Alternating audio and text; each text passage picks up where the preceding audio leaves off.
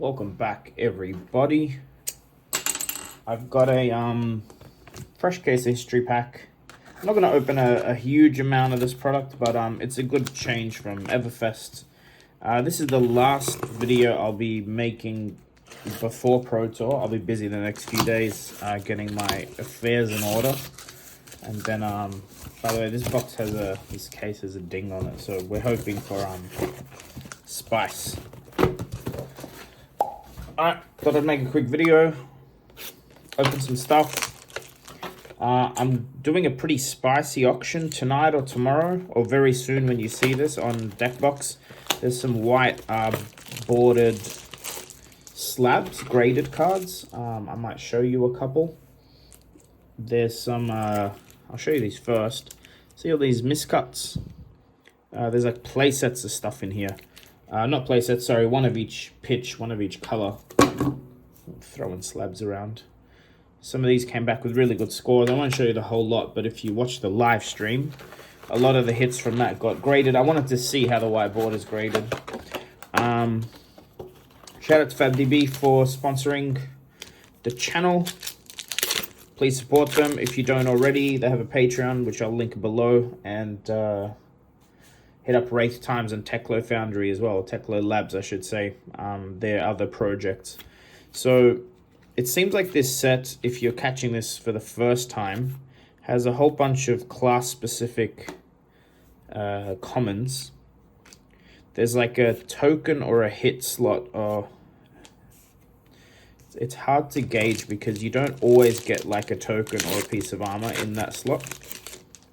People are calling it like the staples slot, but I'm going to show you the cards as I open them because when we were streaming, I was a bit cut for time and I didn't want to slow play everything. But, you know, it's, I haven't, and I'm sure this will come out soon, haven't documented exactly what is in this set and what's missing either. So, see, there's a piece of equipment, and then 2 rares at the end. One of those, the first one is where the majestic or legendary can be. So far, pretty happy with the product. The cards are clean. They don't grade very well due to the edges.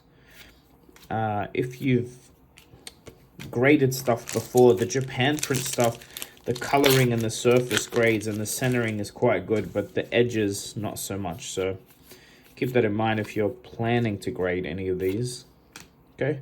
Art of War seems to be fairly common. It seems like they've upped the print rate on that. Command and Conquers and E-Strikes and Legendaries, you don't pull a crazy amount, but you definitely feel like every case you will see. So there's a rare piece of equipment from Crew. It seems like every case you will see an E-Strike or a Command and Conquer, or both. So far, I've hit both in most cases that we opened, but I only opened 3, so it's by no means definitive. Like I said, other people probably put some spreadsheet numbers together. So I'm headed to Pro Tour in roughly 70 hours. It's not far at all. So you'll see that like there's a whole bunch of Razor Reflexes, Unmovables, Pummels. I'll try and remember what other staple generic cards you pull a lot of. You pull a lot of Null Rune, you pull a lot of Sinks, you pull a lot of Sigils. Unfortunately, in all the colors, which no one plays sometimes, but, you know, they can't just overprint red ones either, I can imagine. That's a good hit. Courage of Bladehold. Wear my sleeves. Majestic equipment is always good to see. This is the main, in my opinion, equipment is much more important than hitting like a Enlightened Strike or a Command and Conquer because they are permanents on the board. You know, in a Blitz game, you may have your Command and Conquers and never see them in a Blitz game. It's not a win condition or anything, but the armor, the equipment, legendaries and majestic, that's what this set is for, in my opinion. See, Scar for a Scar in that slot. Very, very important that equipment gets cheaper, or at least there's more of it for people to buy. right now there's like tunics on the on TCG player. See, fates and sinks you'll find commonly now, which is really good to see. The white border tunic someone's listed, or it seems like the average listing is like 300 USD. Please don't buy that, guys. Just wait. Like, the product is barely out. Just give it a few weeks, days, you know, there's no rush, and the pricing will come down. There's absolutely 0 point buying that, even if you can afford it. Don't encourage people that are like trying to flip it for, I'm not against people making money, but listing that for $300 when, you know, the foil tunic and the reprinted tunic are both way under that. Like, it's only less than half. Don't fall for that, and don't encourage it. There's no need for people to make that much money just because they got their hands on the tunic before you did. Absolutely no reason. I haven't seen a tunic yet. I've personally seen, or opened, sorry, Storm Striders ×2 and a Teklo Heart. And I have seen in person the Braveforge braces in white. So far, so good. They look great. I think they're very clean. Equipment in the white border, you know, weapons, heroes, all the permanents, they look really cool. Whether people want to play with the other cards, we'll see, and what the pricing will be. But I have a feeling like the hero tokens, the tokens themselves, like rune chants and stuff, I really do feel like they'll hold a premium over the black border stuff.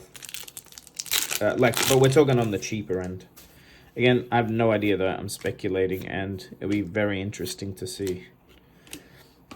Again, hopefully things like Courage of Bladehold is, you know, at least 10%, hopefully 20-30% cheaper than the crew version, the black border version, and that'll be good for new players, or for current players who can inject some more money in the economy by buying some of this stuff and building new decks. That would be good too.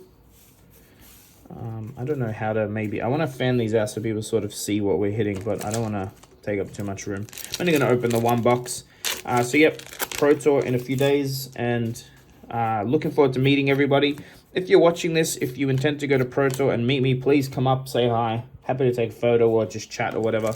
I'm going with my partner, who you'll meet if you see me there, more than likely, if she's not out shopping. Also, cool, showtime. I am pretty bad with names. Like most of you, if I talk to you on Facebook or whatever, I'll remember you or recognize you, but please introduce yourself. Don't be offended if I don't know who you are. I'm terrible with names if I haven't met you in person, which is most of you or all of you who I'll meet at Pro Tour. Talk to me will be there. He's going a bit earlier. I believe we're going to try and come in on the Thursday. I'm not sure if I'm allowed to go to the banquet, although I am going to try and get invited. I just didn't want to bother like anybody about it. Like, I didn't email James White or anything, but it is for players only, but I would love to attend, obviously. I'm mainly going to meet people and socialize, I guess. That's my... All right, Command and Conquer. One, so I'd say this box right now has 2 big hits. The Art of War, it feels like not a big hit. I really do believe Art of War pricing is going to drop significantly, which is not a good or bad thing. I'm just saying I think it will drop because of the sheer amount of them being pulled. It does feel like they've upped the drop rate significantly from what it was in Arcane Rising, but few packs left. Guys, one last thing based on the pricing of this stuff. I've had some, you know, people, I've seen discussions. Basically, there's no foils in these, right? So I think people were expecting a really low price point, but there's 36 packs in each, and that means it's like a, compare it to Crew, because it's cards, it's 10 cards a pack.